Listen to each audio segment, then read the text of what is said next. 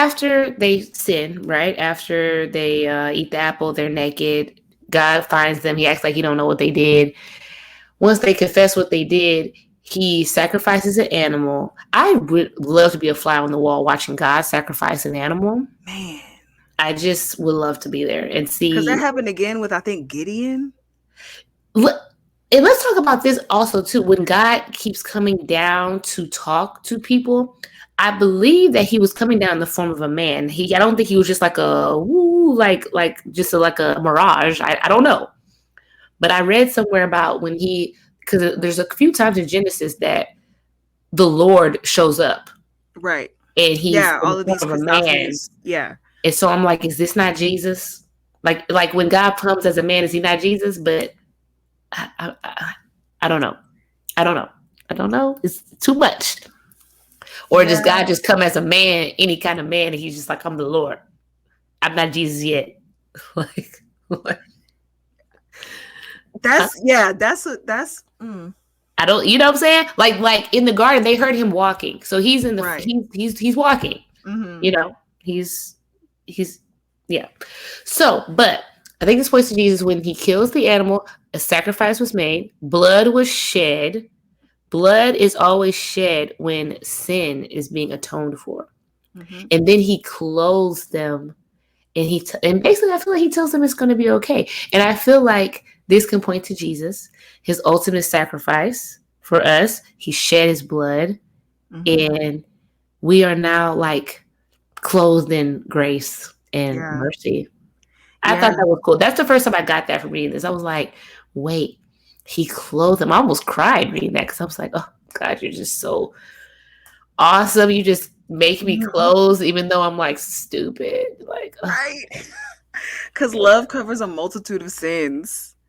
And it's like they were naked and now they're covered. They were naked and ashamed. Naked and ashamed.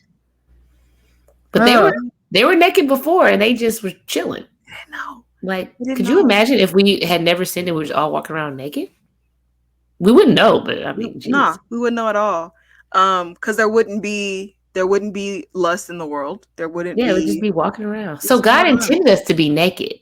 That's the part that sometimes confuses me. I'm like, well, God intended us to be naked, but he didn't want us to know we were naked. I feel like there's a like an underlying, I guess, metaphor almost, or an image there where it's like before sin, we were able to be like no holds bar with God. Like we were able to just be open to God, and vulnerable and intimate with God with absolutely nothing between us. Yeah. And then once we've sinned, we now see that there's nothing between us. Almost like, okay, now I'm afraid. Like they were saying, they were afraid that God was going to do something to them, or that God was going to be upset with them, or whatever, because there was something now saying, well, I'm exposed in front of a very holy being. And so it's like we were both holy, and then now that I've sinned, I'm no longer holy. But they didn't know that they were no longer holy. It was just this idea of like, there's something different now. And I feel like they were clothed in glory. I don't know or like they were clothed in God's presence of some sort. Like they were clothed with something to the point where they weren't, I guess, like cold or.